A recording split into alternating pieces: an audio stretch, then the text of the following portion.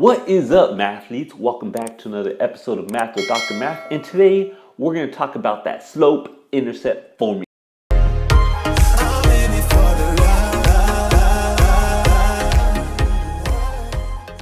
Alright, so here we go. Let's talk about the slope-intercept formula, and let's talk about graphing these lines. So today, the lines we're going to be graphing are these that look just like this right here. So the big thing is we have an equation that looks like y equals mx plus b, this slope-intercept form. So this is going to be our concentration for today.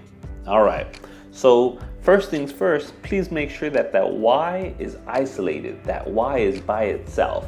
All right, and whatever's next to our x, that's going to be our slope.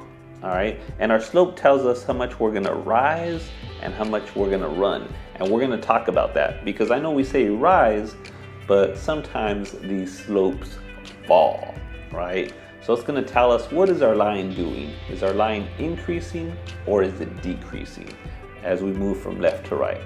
All right, and then we're gonna talk about this plus b, which is our starting point, our y-intercept. All right, so let's go ahead and take a look.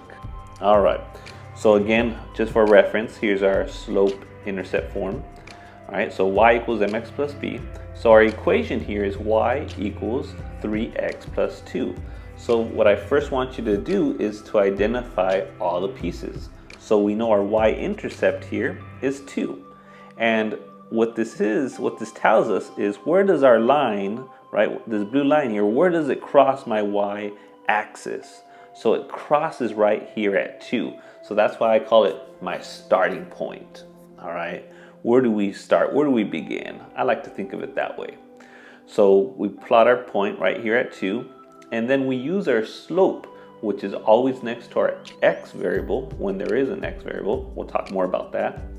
All right, and if it's not a fraction, we turn it into a fraction. So here we write it as 3 over 1. We could always divide by 1 and you don't change anything. And the reason we do that is because since it's nice and it's a fraction, the number on top, since it's positive, that's going to tell us how many we're going to move up. So we're going to go up 3 places, and don't make that dot yet, because a lot of people, they'll do a point right there, and that's incorrect.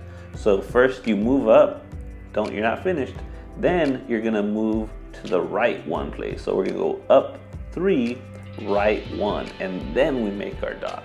All right, so these are directions, but they work together, right? They're not individual. So these are a pair of directions or instructions, right? You go up 1, 2, 3, over 1, and that's where we place our dot. And notice it was positive. So if I were to, the way I like to think about this, if I were to draw a person climbing, right, this hill from left to right, they're going up because their slope is positive. So because they're walking up this hill, we know our slope is positive. If I were going from left to right and that person's walking down the hill, we know that slope would be negative. And we're gonna see an example right now of that. All right, so here, this is a good example right here. So let me change my pen. So our starting point, let's do our starting point here in blue. So our starting point is -2. So that's where it crosses this y-axis at -2. So we start here at -2. And from here, we're going to use our instructions. Our instructions say we're going to go up 7 because our slope is positive. And just to make this simple, the denominator, that number in the bottom, is always going to tell us how much to go to the right. Again, I'm just trying to make it simple so you don't have all these rules that you have to follow. So from this point, right, from this -2, we're going to go up 1, 2, 3, 4, 5, 6, 7. Don't make your dot yet. And then move 2 places, 1, 2, to the right. And so this right here is where our new point is going to be. So let's go ahead and mark it right here. And again, we climb up another 7 and go over 2, but right here with these 2 points, that's fine. So let's go ahead and draw our lines through these 2 points. And that line it's gonna go off forever in both directions. All right, so that's what our line looks like. And again, if I were to draw a little stick figure walking on this, I'm a great artist. We could see from left to right, this person is climbing up this line because it has a positive slope. All right, let's do another example. Any questions? All right, so now we can see an example. Now we have a negative slope. Our slope here is -6. And just like we stated earlier, if it's a whole number, I could write it over 1. All right, so where do we start here? Boom, we start at 3. So 1, 2, 3, bam. And right there from our starting point, look what our instructions say. We're gonna go down 6, 1, 2, 3, 4, 5, 6, and then to the right, 1. So right here, we're gonna do our mark right here.